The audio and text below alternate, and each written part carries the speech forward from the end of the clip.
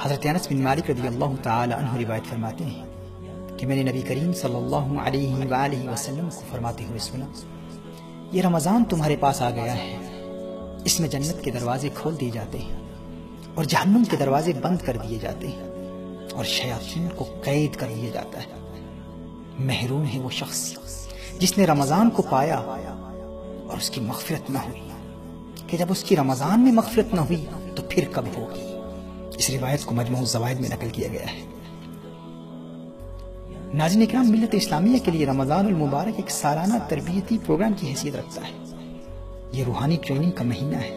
اگر اس مہینے میں ہم نے کامیاب ٹریننگ حاصل کر لی تو باقی 11 مہینوں میں بھی کامیابی ہمارے قدم چومے گی۔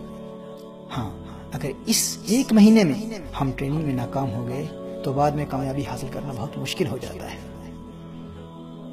ناظرین کرام، اسے اس مثال سے سمجھنے کی کوشش کیجیے۔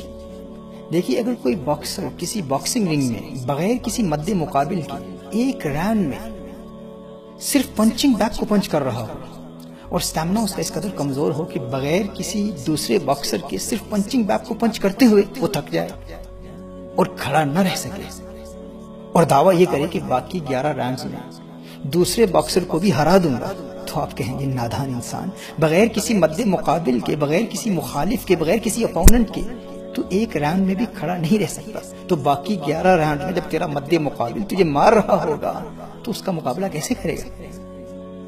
ناظرین کرام، اسی طرح سال کے 12 مہینوں میں یہ ایک مہینہ ہے رمضان المبارک، جس میں ہمارا دشمن قید کر دیا جاتا ہے۔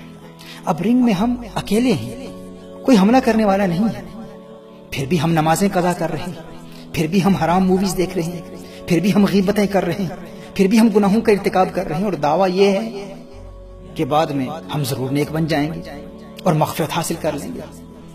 تو کوئی بھی سمجھدار شخص کہے گا کہ جب رمضان شریف میں شیطان بند ہے، کوئی حملہ کرنے والا دشمن ہے ہی نہیں، تو پھر بھی گناہوں کا ارتکاب کر رہا ہے۔ جب حملہ کرنے والا آزاد ہو جائے گا تو پھر تو کیسے مغفرت حاصل کرے گا؟ اس لیے میرے آقا صلی اللہ علیہ وآلہ وسلم نے ارشاد فرمایا، محروم ہے وہ شخص جسے رمضان ملا لیکن مغفرت نہ ملی۔ اگر رمضان میں مغفرت نہ ملی تو پھر کب ملے گی؟